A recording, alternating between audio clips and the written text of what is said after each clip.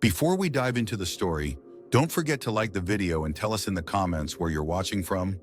Late autumn pressed into the frontier town with a steady chill that had settled weeks ago and never lifted. A thin layer of dust slid across the main road whenever the wind kicked up, brushing against storefronts with cracked windows and faded signs. People moved quickly between buildings to stay ahead of the cold, their coats pulled tight and their hats lowered to shield their faces. Horses tied outside the saloon shifted in place, lifting their hooves restlessly as if feeling the same unease that hung over the street. Naya stepped into this space with slow, uncertain movements, trying to stay close to the edges of the road where fewer eyes would fall on her. Her breath came out thin and shaky, not from the cold alone, but from the exhaustion in her bones. Her deerskin clothing, decorated once with bright beads and tassels, hung torn and uneven.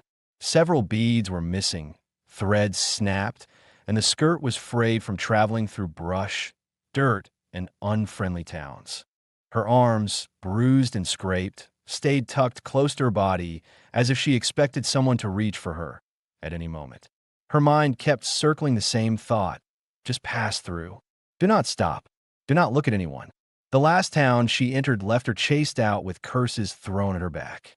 She hoped this place would be different, though she had no real reason to expect kindness. She made it several steps before a young boy near the blacksmith shop noticed her.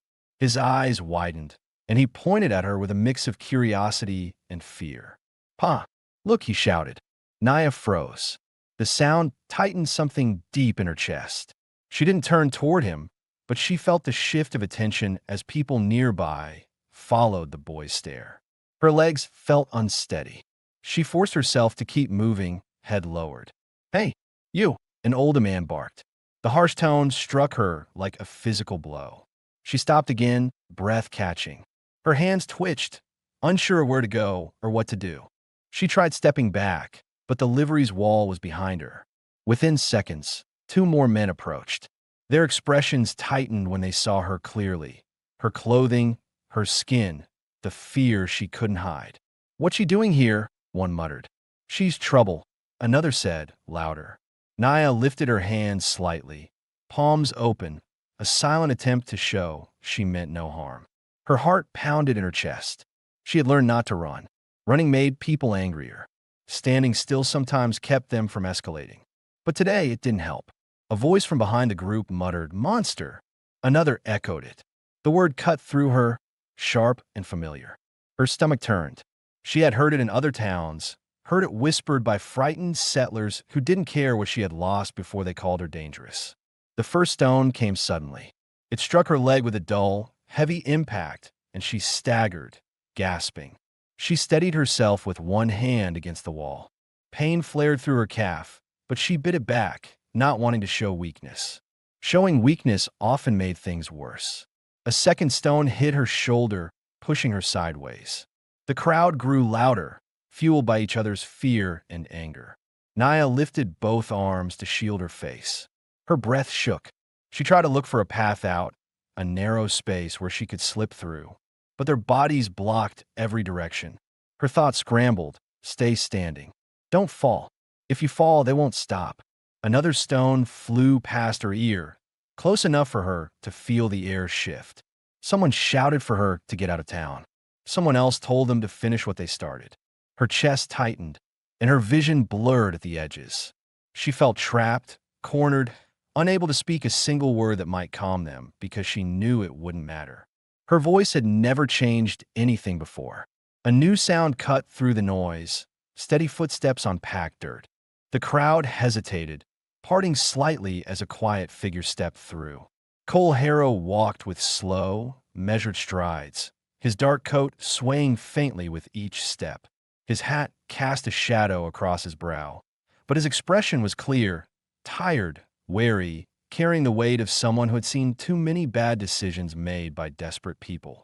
He had been on his way home from a supply run, planning to reach his cabin before the light faded. He didn't want trouble. He avoided trouble whenever he could. But when he saw the woman pressed against the livery wall, her arms raised, her body shaking from pain and fear, something inside him tightened. He didn't know her. He didn't know what she had done or what had brought her here. All he saw was a person being hurt while she stood defenseless. The memory of times he had stood by and regretted it later pulled at him in a way he could not ignore. He walked straight into the circle. No shouting, no threat, just the kind of presence that made men step back on instinct alone. "That's enough," Cole said, his voice low but firm. The tone alone broke the rhythm of the crowd. Several men lowered their stones. A few muttered but backed away. Cole didn't look at them. He stepped between Naya and the next person who might have thrown something, positioning himself so she was fully behind him. Naya's breath caught again, but this time from disbelief. She didn't understand why he stood there. No one had done that for her before. Her legs trembled harder. She swayed slightly. Cole glanced back at her, seeing the exhaustion, the pain, the panic that held her frozen. His jaw tightened. He didn't want to involve himself further. But leaving her here meant something would happen he didn't want to witness. He crouched and lifted her into his arms, careful not to force her injuries. She gasped softly, surprised by the gentleness. Her instinct told her to pull away, but she couldn't. Her body lacked the strength, and his hold was steady, not rough, not threatening. The crowd watched, confused and unsettled. Cole began walking away, carrying her without another word. When someone called after him, "You can't just take her." He didn't turn around. He kept walking until the shouts faded behind them, until the last building fell away and only open land stretched ahead. Each step took them farther from the pain she had grown used to, though she didn't allow herself to believe she was safe. Not yet. Her thoughts churned. Why is he helping me? Where is he taking me? What does he want? But exhaustion pulled her deeper into his arms, and the steady rhythm of his walk kept her from falling apart. Cole didn't look down at her again. He just kept his pace, jaw set, mind turning over the choice he had made. He didn't know if it was wise. He didn't know what would come next. He only knew he couldn't leave her there, and that decision would change both of their lives for good. The sun had nearly disappeared by the time Cole reached the edge of his land. The cold deepened quickly in the open fields, the kind that crept through clothing and numbed hands if a person stood still too long. His cabin came into view as a small, sturdy shape against the fading light, smoke rising from the chimney in a thin, uneven line. He kept one arm firm beneath Naya's legs and the other braced around her shoulders, adjusting his hold whenever her breathing changed or her weight shifted. She tried once to speak, a faint sound in her throat, but fear tightened her voice before any words formed. Cole didn't press her. He only lifted her a little higher and continued forward, boots crunching softly over the packed dirt path that wound up to his front steps. When he reached the porch, he pushed the door open with his shoulder, letting the warm air spill out. The stove inside had kept burning from the morning, its soft red glow spreading through the small single-room space. He stepped in and eased the door shut behind him, careful not to let the latch snap loudly. Naya's eyes moved around the cabin with quick, frightened glances. The room was simple. One bed near the back wall, a small table with 2 chairs, tools hung neatly near the door, shelves stacked with folded blankets, jars, and repair tools. Everything looked used but cared for. No clutter, no sign of anyone else living there. Just him. Cole lowered her onto the bed with slow, measured movements. The moment her back touched the blanket, she tensed, arms instinctively drawn toward her chest. She didn't push him away, but she didn't relax either. Her breath came shallow and fast. Her mind raced through possibilities. Is he going to lock the door? Is she trapped? Did she just trade one danger for another? Cole stepped back immediately, a full pace, then another. He didn't touch her again. He didn't even reach for the blanket beside her. He kept his hands visible and his posture open, shoulders lowered, showing he meant no harm. He had seen fear like this before, in horses after long chases, in wounded men after battle. Fear that came not from a single moment, but from days or years of running. "You're hurt," he said quietly. "You need rest." The words were plain, without demand. Naya's gaze flicked to the door. It wasn't locked. That eased her tension by a fraction, though her fingers stayed tight where they clutched the blanket. Cole moved to the stove, choosing each motion with care, so he wouldn't startle her. He lifted the lid slightly, checked the embers, and added a small piece of wood. The new flame brightened the room, casting a warm glow on the walls. He reached for the kettle, filled it from the water bucket, and set it on the stove without letting the metal clatter. Every movement had a gentleness that felt deliberate. When he knelt to reach a clean cloth from the shelf, her breath hitched. He froze for a moment, just long enough to show he had heard her, and slowly stood back up before bringing the cloth near her. But he didn't touch her. He set the cloth and a bowl of water on the small table beside the bed, within reach but not forced upon her. She watched every step he took, trying to understand him. He had stopped the crowd. He had carried her gently. Now he kept distance. Her thoughts trembled between suspicion and the first small flicker of relief. Cole hung his coat on the hook by the door, rubbing the cold from his hands before kneeling near his supplies. He placed a few canned goods on the table, then filled a pot with broth from a jar he had prepared days earlier. The scent rose quickly, warm, simple, welcoming. He stirred it slowly, his face lit by the stove's glow, his expression calm but focused. He rarely looked in her direction, sensing how easily she flinched under direct attention. When the broth warmed, he poured a small amount into a tin cup and set it on the table close to her, but not so close that she felt cornered.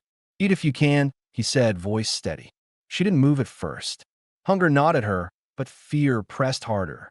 She waited until he stepped away, until his boots sounded near the opposite wall, where he began organizing his supplies, giving her space. Only then did she reach out slowly, her fingers trembling as they closed around the cup. The warmth surprised her. It steadied her breath enough for her to take a small sip. Her throat burned slightly from dryness, but the taste eased something deep in her chest. Cole noticed, though he didn't turn fully. That small sound, a quiet swallow, told him she was at least willing to trust the food. When she finished half the cup, she lowered it carefully. Her hands loosened a little, the tension in her shoulders lowering by one small degree. Cole took a blanket from the shelf and brought it closer, stopping again when her eyes widened. He lowered the blanket onto the bed without touching her, then stepped back to the other side of the cabin. "You take the bed," he said simply. "I'll stay by the stove." His tone carried no negotiation, no suggestion of an exchange. It was a fact, spoken as plainly as stating the temperature outside. Naya watched as he lay down near the stove, still wearing his boots, using his rolled-up coat as a pillow. He didn't face her. He didn't make a sound beyond the quiet settling of his body on the wooden floor. He was exhausted from the day, but he didn't let sleep take him yet. He listened to her breathing, to the shift of blankets, to the small sounds that would tell him if she was afraid or trying to escape. Not because he wanted control, but because he wanted to be aware if she needed something or if danger came near. Naya lay stiff on the bed for a long time, eyes fixed on the beams of the ceiling. She expected him to get up, to change his mind, to move closer. But he didn't. He stayed on the floor near the stove, one arm over his chest, eyes closed, but his posture calm. The distance he kept confused her. She had met men who gave kindness only to demand something later. She didn't know what he wanted, but the longer she watched him, the more her heartbeat slowed. His breathing remained steady. His body didn't shift toward her. If anything, he seemed to be trying to make himself as unthreatening as a large, tired man could be. For the first time in days, the fear pressing against her ribs eased enough for her to shut her eyes. Outside, the wind brushed against the cabin walls. Inside, the stove kept the air warm. And two strangers, one terrified, one worn down by life, lay in the same small room, separated by several feet of wooden floor and by every past wound they both carried, yet held together by the simple fact that neither had turned away. Morning came slowly, with a thin gray light filtering through the small window above the table. The cabin felt still, almost suspended, the warmth from the stove holding the night's cold at bay. Naya opened her eyes before she moved, the way a person did when they weren't certain of their surroundings. For a few seconds she didn't breathe at all, her thoughts snapping back to the last place she remembered, the street, the stones, the crowd. But then she heard the faint scrape of wood outside, a steady rhythm, slow and deliberate. The sound grounded her. She turned her head slightly and saw the empty floor where Cole had slept. The blanket he used was folded neatly, already put away. Nothing in the cabin was disturbed. Nothing had changed while she slept. She eased herself up on her elbows. The blanket he'd left for her was still over her legs, warm from her body heat. She looked around again. Everything was exactly as it had been. Tools arranged carefully on the wall, boots by the door, the stove glowing quietly, the table empty except for the tin cup she hadn't finished. Her body hurt from the bruises and from days of walking, but the pain felt duller this morning. Her stomach tightened with hunger, but she hesitated before reaching for anything. This wasn't her home. She didn't know the rules here. Outside, Cole split wood with the kind of steady strength that came from years of repetitive work rather than force. His axe rose and fell in a slow rhythm, not rushed, not aggressive, just purposeful. She listened for a while, letting the sound tell her that he was not inside watching her, that she had space to figure out her next move. Eventually, hunger pushed her to rise. She slipped off the bed carefully and tested her balance. Her legs shook at first. She steadied herself by pressing her palm lightly against the wall. She crossed the room in small steps and reached the stove. The pot still held a little broth, now cold but edible. She lifted the lid, checked it, then set it back quietly. She found a cup on the shelf and poured a small amount, aware she should not take more than necessary. The broth tasted different cold, but warmed her stomach nonetheless. She held the cup with both hands, her fingers stiff from tension. The door opened. She stiffened instantly, cup trembling slightly. Cole stepped inside with an armful of wood, his boots leaving faint dirt prints on the floorboards. Cold air followed him, filling the cabin briefly before he shut the door with a slow, controlled motion. He paused when he saw her standing. Not an alarm, just taking the scene. Her posture, her hands, the cup, the distance she kept between them. "You're up," he said quietly. His voice was deep from the cold, steady, without any sharp edge. She nodded once. Words still felt unsafe. Cole moved to set the wood near the stove. He didn't come close to her. He kept several feet of space between them, placing each log down in a neat stack before straightening. He brushed the dirt from his gloves and looked toward the window, not directly at her. "You can take what you need to eat," he said. "There's more in the cupboard." Her eyes followed his gesture. The cupboard stood open enough that she could see canned vegetables and a few jars. She hesitated before nodding again. The idea of taking anything from him, even with permission, made her uneasy. But hunger had a stronger voice. Cole stepped to the window and adjusted the latch that had loosened overnight. He worked quietly, with the same precision she had seen yesterday. Every movement had intention. He didn't waste steps. He didn't fidget. He seemed like a man who had learned to conserve everything: food, tools, words. While he worked, she cleaned the cup she used, wiping it carefully with a cloth and placing it back exactly where she found it. The gesture came from habit. She had survived many places by not leaving traces or inconveniencing anyone. Cole noticed but didn't comment. Instead, he crouched to check the stove's ash pan, then stood again, dusting off his hands. Only then did he speak, keeping his tone low. "You can rest today. No one will come out this far." His words were meant to reassure, but she still checked the door again, her shoulders tight. She didn't believe safety could last more than a few hours.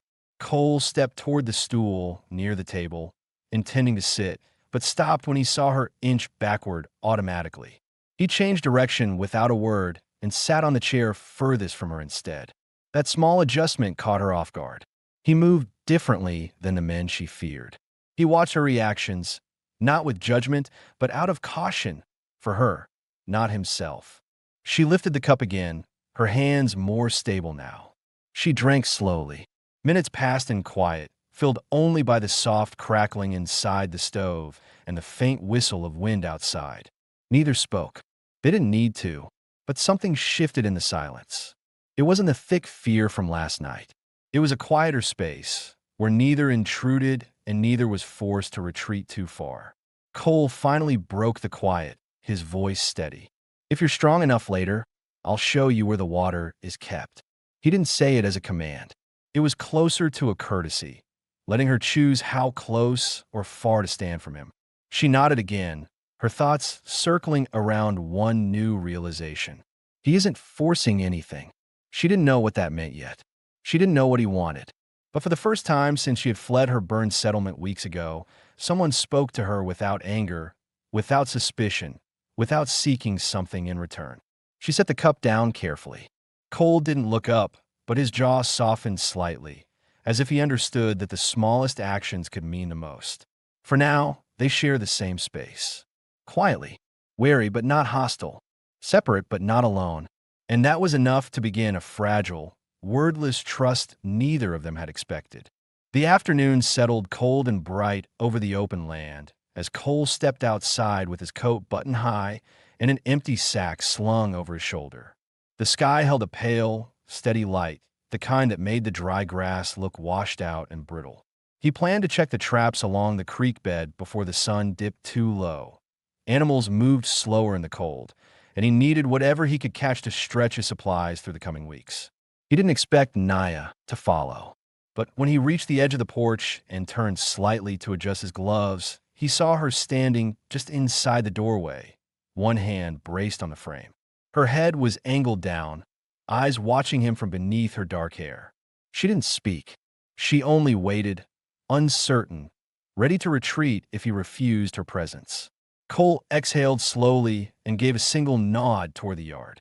Not an invitation, not a command, just a signal that she wouldn't be unwelcome if she came along. She stepped out carefully, closing the door behind her without turning her back to him. Her movements were deliberate, cautious, shaped by weeks of watching every direction at once. Cole noticed the way she kept her hands close to her ribs, checking the tree lean every few seconds. He recognized that kind of vigilance. He'd lived with it himself for years. The ground crunched under their boots as they made their way toward the creek. The wind brushed through the dry reeds with a low rustle, and the horizon stretched without sound. Naya walked a few steps behind him, keeping enough distance to feel safe, but not far enough to lose sight of him. Every so often, she glanced at his back, trying to gauge whether his intentions had changed since morning. They reached the first trap near a fallen log. Cole crouched beside it, his fingers moving with practiced steadiness as he inspected the mechanism and reset the hinge. A small rabbit lay caught, still and limp. Naya's breath hitched lightly at the sight, but she stepped closer. Her curiosity pushed through her fear. Cole didn't touch the rabbit right away. He gave her a moment to look, to understand what he was doing. She leaned down slowly, studying the way he checked the trap's alignment. Her eyes lingered on the rabbit's fur, then on his hands, rough, steady, scarred in places. "It's for food," he said quietly, sensing her question before she voiced it. "Nothing wasted." Naya nodded once. She understood well. Survival meant using what you found, even when it hurt to look at it. At the next trap, Cole showed her the trigger mechanism, lifting it with the edge of his glove. "If you check these alone," he said with a slight tilt of his head, "don't reach in fast. Animals panic when caught. They bite." The way he said it mattered. He wasn't telling her what to do. He was trying to keep her safe. She watched him closely, memorizing his movements. Her face softened for the first time that day. Not relaxed, but no longer pulled so tightly by fear. They returned to the cabin slowly, Naya staying nearer to him than before. The cold sharpened around them, and Cole could hear her breathing grow heavier. She was still weak.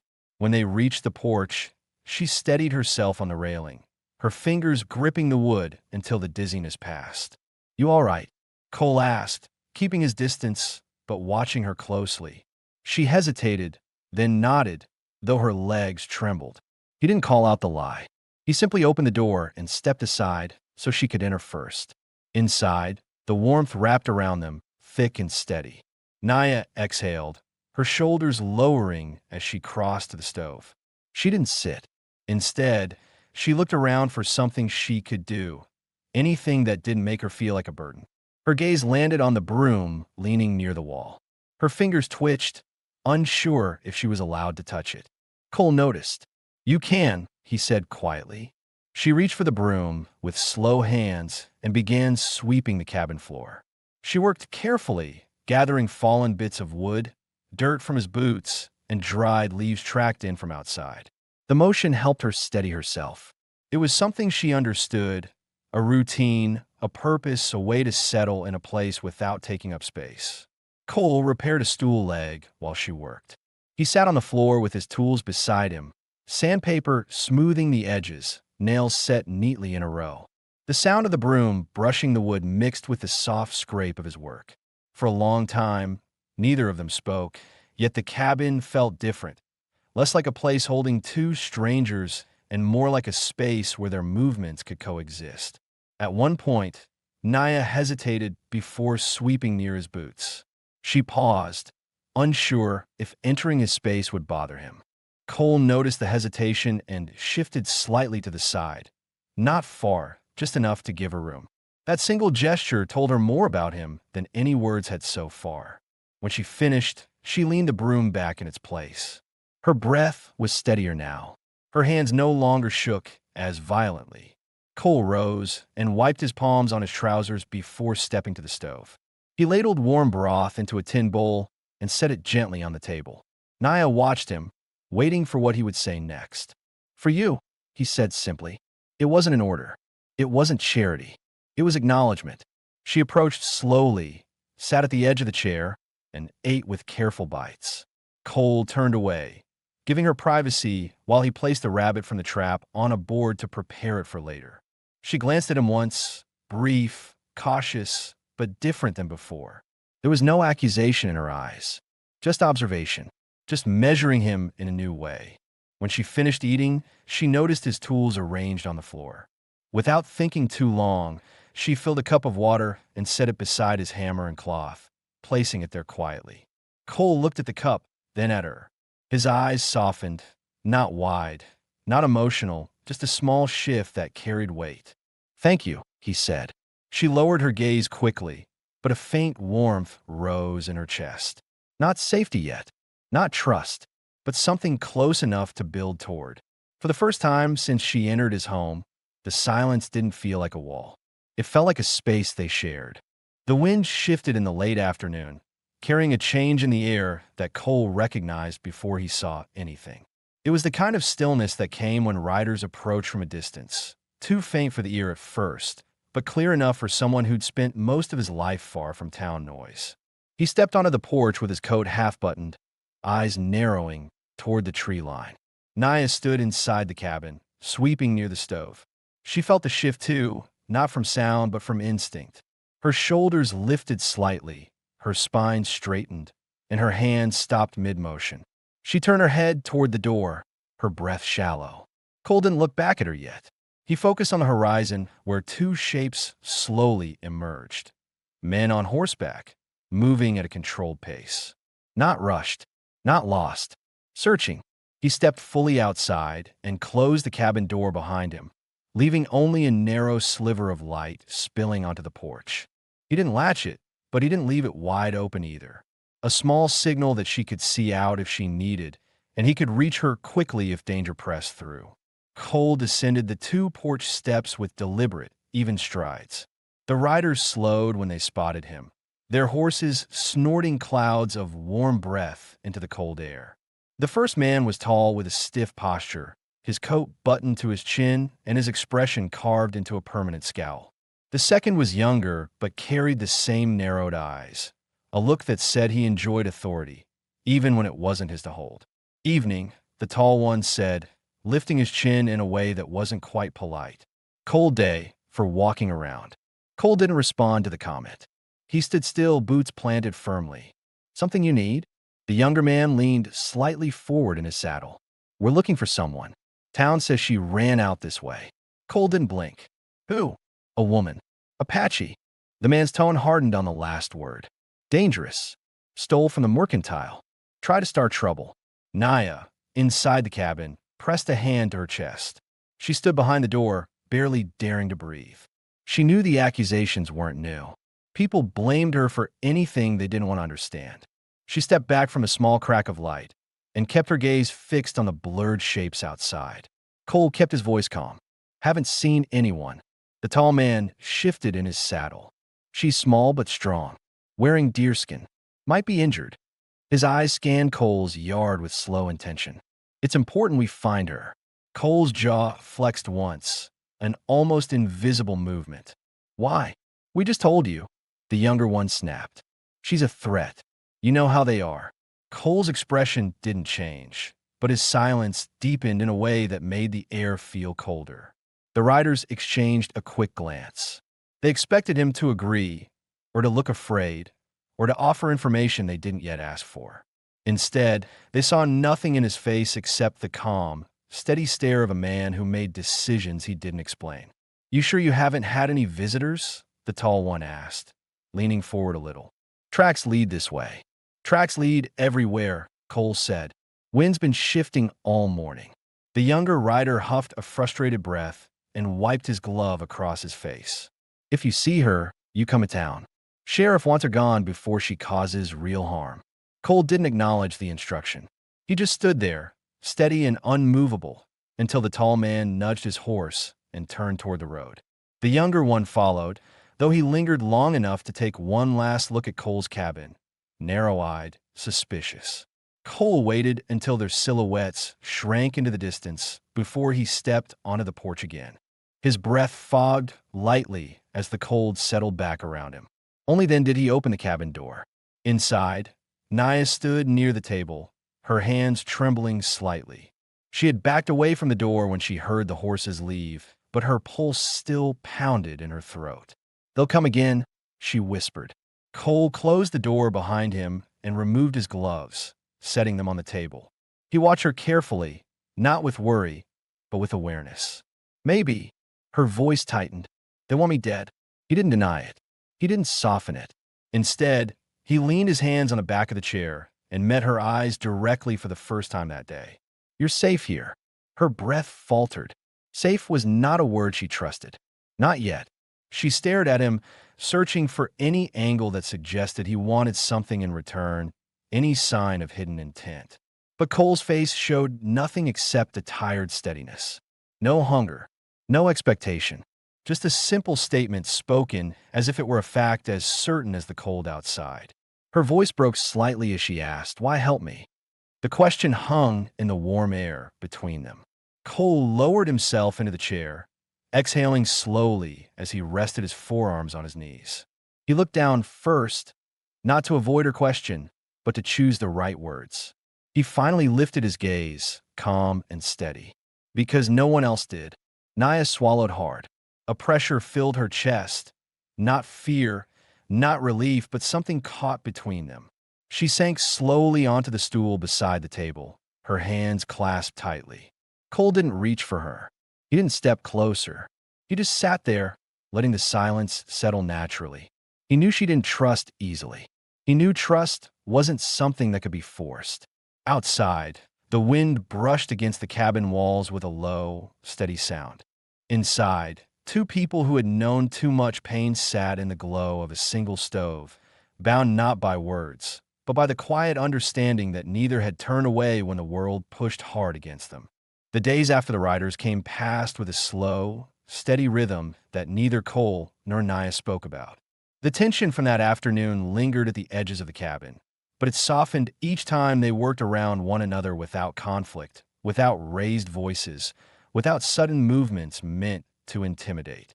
Little by little, the air grew easier to breathe. The mornings were colder now. Frost clung to the window edges, and each breath rose faintly in the chill before the stove warmed the room. Cole always rose before dawn. Naya learned his footsteps by sound. The quiet way he moved across the floor, the steady scrape of wood being added to the stove, the careful closing of the door as he stepped outside to start chores.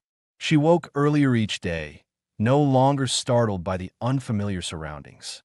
At first, she pretended to sleep when he approached, but eventually she allowed herself to sit up when the first light touched the window. She wrapped the blanket around her shoulders and watched him prepare the morning fire, his posture relaxed but purposeful. He didn't speak until she did, and she didn't speak until her fear loosened enough to allow a few small words. By the sixth day, the shift was noticeable. That evening, The cabin smelled faintly of cooked rabbit and herbs. A low flame glowed inside the stove, casting warm, flickering light across the walls. Cole sat on the wooden stool near the stove, a needle and thread in his hands, repairing the tear in his work glove. His fingers were thick and rough, but he worked with slow precision, looping the thread steadily through the leather. Naya stood across the room for a long time, watching him. Her expression was unreadable at first, but her eyes stayed fixed on the glove, then on his hands, then on his face. Something had been building in her for days, a sense of safety that didn't come from his words, but from the consistency of his actions. Finally, she stepped closer. The floorboards creaked softly under her feet, and Cole lifted his eyes. He didn't speak, but he set the glove down and waited, sensing she had something in mind. She took a breath, nervous but determined, and held out his coat, the one with the torn seam on the shoulder that he hadn't gotten to yet. Her hands trembled slightly as she extended it. Cole blinked once, surprised. He accepted the coat gently, his fingers brushing hers for only a second. She didn't pull away this time. Her breath tightened, but she held her ground. "You want to mend it?" he asked quietly. Her nod was small but certain. He reached for the needle again and handed it to her. When her hand closed around it, he saw the uncertainty in her eyes. Not fear of him, but fear of doing something wrong in his home. He shifted on the stool. "Sit," he said, nodding toward the second stool. She hesitated, always hesitant, but then she obeyed, lowering herself beside him. Not across the room, not behind him, beside him. It was the closest she had willingly been to him since the night he carried her away from the crowd. Naya threaded the needle with careful fingers. Her hands weren't steady at first, but they found their rhythm as she focused. She brought the needle to the tear and began stitching slowly. The coat rested across her lap, and she leaned forward with quiet concentration. Cole watched her work, not staring but observing. The stove's glow reflected off her dark hair, showing the strands she had brushed earlier until they lay smooth. The beads woven into her braid clicked softly as she moved. "You've done this before," he said. She kept her eyes on the stitching. "Yes." Her voice was very quiet, but steady. Cole nodded once, accepting her answer. No questions, no prying. She felt the respect in that simple response. As she worked, the silence between them felt different, no longer heavy or thick with caution. It was calm, steady, a silence that held room for both of them. She finished the seam and ran her fingers gently over the repaired fabric. When she handed the coat back, Cole inspected the stitch work with a slow, thoughtful look. "It's good," he said. She looked at him, unsure if he meant it or if he was trying to comfort her. But Cole wasn't a man who used unnecessary words. She knew that now. His tone held sincerity, and she allowed herself a small, almost invisible exhale of relief. Cole hung the coat on the wall peg, then returned to the table. He cut a few vegetables with a slow, steady rhythm, preparing supper. Naya moved beside him, quietly picking up the pieces he'd finished and placing them into the bowl. At one point, she brushed against him by accident, her shoulder touching his arm lightly. She stiffened, expecting some reaction. Cole simply stepped a little to the side to give her more room, neither pulling away in discomfort nor drawing closer in expectation. She studied him briefly, noticing the gentleness in that small adjustment. Not rejection, not demand, just awareness. Later, when the food simmered over the stove, Naya settled on the edge of the bed while Cole sat near the window. She watched him remove his boots, moving slowly because the cold always made his injured leg tighter. He rubbed his knee once, a faint wince crossing his features. For the first time, she asked a question. "Your leg. It hurts." Cole paused. Her voice, quiet, careful, carried genuine concern. He nodded once. "Cold makes it worse." She looked at him a moment longer, then lowered her eyes. She didn't push for details. He didn't offer any. They both understood the boundaries of silence. When the storm outside rose into a soft howl against the cabin walls, Naya stepped closer, drawn by instinct more than thought. She moved to stand near the stove, her hands resting on the edge of the table. Cole joined her after a moment, not too close, but close enough that she felt the warmth of his presence. For the first time since she arrived, she didn't feel the need to keep several steps between them. For the first time, she allowed herself to believe he wouldn't turn on her without warning. Their connection grew not through words, but through the steady, quiet choices they made. To sit near each other, to mend each other's belongings, to prepare food side by side, to share a room without bracing for danger.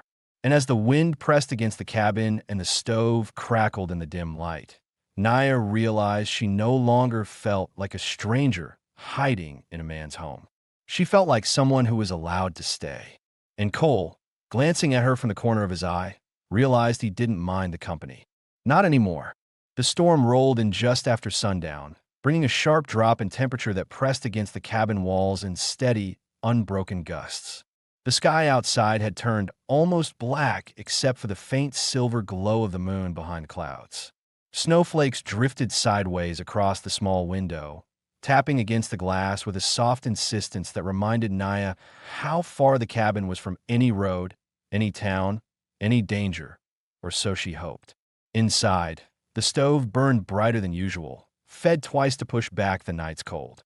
The warm light flickered over the wooden floor, stretching shadows toward the corners of the room. The air smelled of cooked vegetables and rabbit broth, the last remnants of supper now cooling on the table. Naya stood near the stove, her hands hovering above the heat as she tried to chase the chill from her fingers. She watched Cole move around the cabin.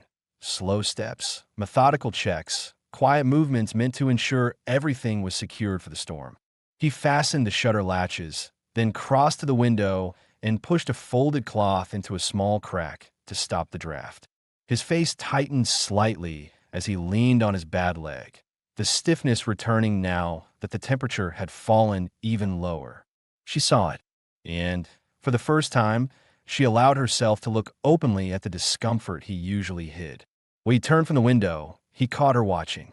Their eyes met for a second too long, and she lowered her gaze out of habit. But something inside her urged her to look up again, if only to confirm he hadn't taken her stare as a challenge or offense. He hadn't. His expression remained calm, steady as always. Cole removed his coat and hung it on the peg. The room felt smaller without the wind howling through the cracks. The quiet settled heavy but warm, not suffocating. Naya found herself moving closer, not enough for their bodies to touch, but close enough that she could feel the heat radiating from him as he crouched to check the fire again. She hesitated. Her breath shook once as she gathered herself. Then she spoke his name. Cole. The word left her softly, unforced, carrying uncertainty but not fear. It was the first time she had said it aloud, the first time she tried to address him not as a threat, not as a rescuer she didn't understand, but as the man he was. Cole paused in the middle of adjusting the stove lid. He turned his head slightly, not abruptly, giving her space to change her mind if she regretted speaking. His eyes lifted to hers with patient attention. Yeah, he said quietly. Naya swallowed. Every muscle in her shoulders tightened before loosening again. She had rehearsed what she wanted to say in silence for hours. Phrases she wasn't sure he would understand. Fear she wasn't ready to reveal. Yet what came out was simpler. You do not want me to leave? Her voice cracked slightly, not from pain, but from the strain of asking something so vulnerable. She kept her hands clasped together, fingers interlocking tightly, as if holding herself steady. Cole straightened slowly and took a step toward her, not too close, but close enough that she didn't have to raise her voice. His face remained calm, but there was something gentler in his eyes than before, something she hadn't allowed herself to see. No, he said. I don't. He didn't try to soften his answer with explanations. He didn't look away or hide the truth. He simply said it, clear and honest. The simple finality of it hit her harder than she expected. Her breath trembled as she looked down, letting the words settle into a part of her mind that had been locked shut for weeks. People had pushed her away, hunted her, treated her like something dangerous to get rid of. She had forgotten what it felt like to be wanted anywhere. She lifted her eyes again. Then, I stay. This time her voice didn't shake. It was quiet but certain, her choice, not desperation. Cole's breath left him slowly, a long exhale that sounded almost relieved. He nodded once, a firm, steady gesture that matched her certainty. "You stay," he repeated. A long moment passed between them, silent, stable, unbroken. Not a stare, not an invitation, just a shared understanding that the line between guest and intruder had shifted into something neither of them had expected when she first crossed his doorstep. The storm outside crashed harder against the walls, the wind bending branches and scattering snow, but inside the cabin the air felt warm and still. Naya stepped closer to the stove, but her eyes stayed on Cole. He noticed her nearness and moved a fraction, not away from her, but to give her a comfortable space beside him. She understood the gesture instantly. It wasn't rejection. It wasn't fear. It was respect, and it allowed her to stand at his side without the usual coil of tension gripping her spine. She watched as he removed his boots for the night, slow and careful because of his injured leg. She hesitated again, then spoke in a quieter tone. "Your leg, it hurts more tonight?" He looked up, surprised she had noticed, but he didn't deny it. "Storm makes it worse." She nodded, unsure what else to say, but Cole didn't expect anything more. Just her asking was enough. As the stove crackled, she stepped to the bed and lowered herself onto the edge, not retreating to the far corner like before. Cole moved to sit on the stool beside the stove. The distance between them had changed. They could feel it. Not tense, not fearful, just closer. For the first time since she arrived, the cabin didn't feel like his home with her inside it. It felt like a place they shared, even if neither had spoken a word about belonging. The wind roared outside, but inside, the steady glow of the stove held the room in warm, quiet safety. And Naya, lying down beneath the blanket, did not fall asleep in fear. She fell asleep knowing someone wanted her to stay. And Cole sat a while longer by the stove, listening to the storm and the soft, even sound of her breathing, feeling, for the first time in years, that the cabin no longer felt empty. The storm passed by morning, leaving a pale, washed-out sky above the land and a thin crust of frost over every patch of grass. Cole opened the door just enough to look out, letting in a brief rush of cold before shutting it again. The yard was quiet. No riders. No tracks except the ones he and Naya had made earlier in the week. He hung his coat by the door and turned toward the room.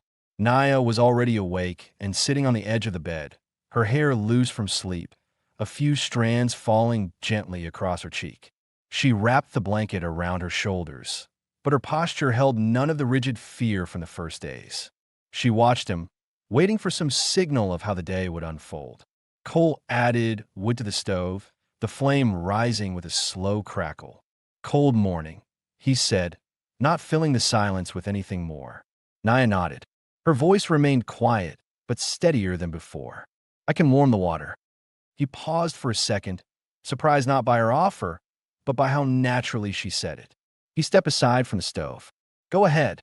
She moved with more confidence than she'd shown when she first arrived, not rushing, but no longer checking every corner before passing through. She took the kettle, filled it from the bucket, and set it gently on the stove. Her hands no longer shook with each action. When she reached for the ladle, she didn't look to him for permission. Cole watched her work, the morning light casting a soft line across her face. He didn't speak. He didn't want to disrupt the calm rhythm she had fallen into. When the water warmed, she poured some into a bowl and placed it by his tools at the table, exactly the same way she had set it days earlier. But this time, she lingered a little, brushing a few wood shavings from the surface of the table, as if she had done it 100 times. Cole stepped to her side to grab a tool from the shelf. She didn't move away like before. She simply shifted a little toward the window, giving him room without retreating. The proximity felt normal now, quietly understood, not forced. Throughout the day, their routines merged without either of them naming it. She prepared vegetables. He chopped wood. She swept the floor. He fixed a loose board at the entryway. She brushed dirt from his coat. He brought in extra firewood knowing she'd get cold. Their movements overlapped, creating a quiet choreography inside the small cabin. At midday, Naya stepped outside for a moment, pulling the blanket over her shoulders as she looked across the open field. The air was crisp, and the sky brightened enough for the sunlight to touch the frost like tiny shards of glass. She breathed in deeply, the cold burning her lungs in a way that felt strangely good. Cole stood on the porch, mending a rope. He glanced at her once, not checking on her, but acknowledging her presence. She saw the look and found herself stepping closer instead of staying distant. She stood beside the porch railing, hands resting on the wooden beam. "It's quiet," she murmured, more to herself than to him. "Yeah," he answered. "Quiet most days." She looked toward him, studying his face in the white morning light. "You like it that way?" Cole tied off a knot in the rope before answering. "I learned to live with it." Something in his voice was honest in a way she didn't expect. Not defensive, not guarded, just true. Her next words slipped out before she could stop them. "I do not fear here." He turned his head, meeting her eyes. A long pause stretched between them. Not uncomfortable, but weighted in a meaningful way neither of them knew how to describe. "You don't need to," he said softly. They didn't speak again for a while, but neither stepped away from the porch until the wind picked up and pushed them back inside. That evening, the cabin felt warmer than usual, not from the stove, but from the way they moved around each other with an ease that had grown day by day. When Cole finished cutting the vegetables, he set the knife down and turned toward the shelf to grab another pot. As he stepped behind Naya, she didn't stiffen. She didn't step back. Instead, she rested her hand on the table to steady herself, letting him pass so closely that his sleeve brushed her arm. She felt it clearly, and her breath stopped for half a second. But she didn't move away. Cole felt the contact too. He paused just long enough for her to know he'd noticed, then continued forward. No tension in his shoulders, no avoidance, no discomfort. It was a small moment, but it mattered. Later, after supper, Naya sat on the edge of the bed, brushing her hair with slow, deliberate strokes. Cole was near the stove, cleaning his tools. The distance between them was shorter now than it had ever been. The quiet no longer felt like something that pressed between them. It felt like something they both contributed to, an understanding shaped by respect rather than fear. Naya watched him briefly, her expression thoughtful. She lowered the brush and stood. Instead of retreating to the far side of the room, she stepped toward him, stopping at the table. Her fingers touched his coat lightly, just enough to smooth a wrinkle. She didn't look at him while she did it, but the gesture was deliberate. Cole turned slowly, the soft scrape of his chair against the floor the only sound. "Naya," he said quietly. She finally looked at him. He didn't reach for her. He didn't take a step. His voice carried everything the moment needed. "You're not a burden here."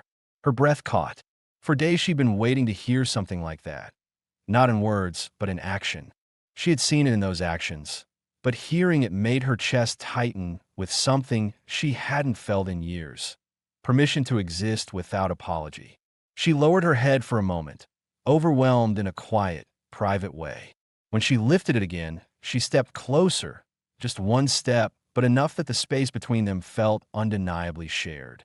She sat beside him on the edge of the bed a few minutes later, not asking, not checking.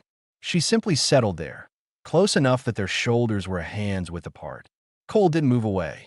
He leaned forward slightly, elbows on his knees, letting the silence settle again. This time warm, full, almost companion-like. And for the first time since their paths crossed, the thought surfaced in each of their minds without them saying it aloud. This is no longer two people trying to survive near each other. This is the beginning of building a life side by side. The last cold of the season settled over the land in a quiet, steady way, not with the violence of a storm, but with a calm that signaled winter's final grip before spring. The sky stretched pale and open above the fields, and thin wisps of frost clung to the fence posts lining Cole's property. Inside the cabin, the stove let out a low hum, warming the room with a comfort that had become familiar to both of them. Cole stepped outside at dawn, his breath rising in soft clouds as he checked the traps along the tree line. The cold bit at his leg, and he moved with the slow, deliberate care he always used on mornings like this.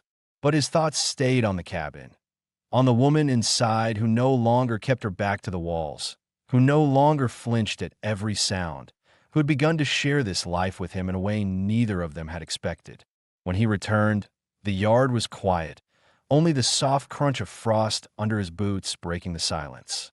He opened the cabin door, letting in a thin gust of cold air before shutting it again. Naya was sweeping the floor near the table, her movements steady and calm.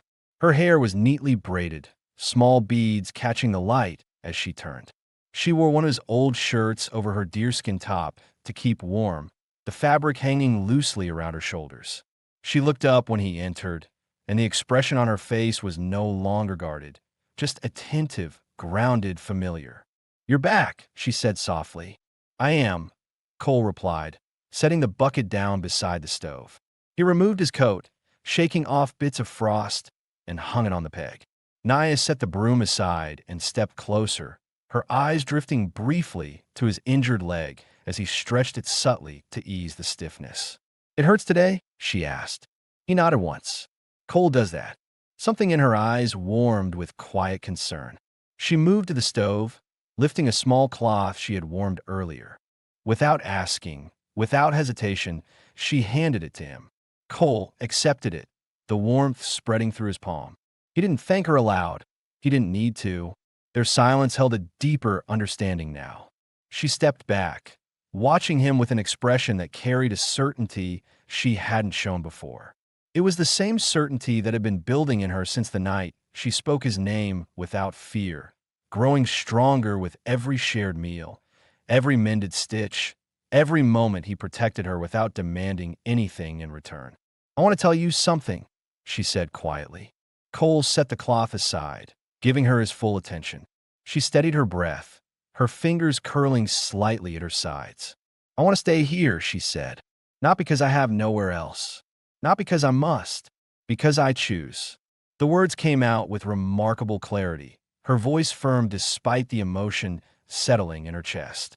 It was the first time she had spoken about her future without fear of what he might say. For a moment, Cole didn't move. He just looked at her, the light from the stove flickering across his face, softening the lines earned from years of hard living. Something shifted in his expression, something quiet, steady, deeply sincere. "This is your home," he said, voice low but full. She took a slow breath. "And you want me here?" He stepped closer, closing half the distance between them. He didn't rush. He didn't reach for her yet. He let the truth settle into the space between them the way their trust had grown, gradually, respectfully, without force. "I do," he said simply. "I choose you too." The relief that washed over her was gentle, not overwhelming. It settled deep inside her, replacing the fear that had lived there for so long. Her eyes softened and her breath steadied. She stepped forward until only a hand's width remained between them. Cole didn't raise his arms immediately. He waited, always giving her room to move first, to decide the shape of her own safety. Naya lifted her hand slowly and touched his chest, just over his heartbeat. It was a quiet gesture, steady and sure. Cole lowered one hand to rest lightly at her waist, careful not to startle her. Their closeness felt natural now, earned, not taken. She leaned into him, her forehead touching his shoulder. He let out a slow breath, resting his hand gently along her back as he held her for the first time, without urgency or fear, just belonging. Outside, the frost began to melt under the first hints of spring sun.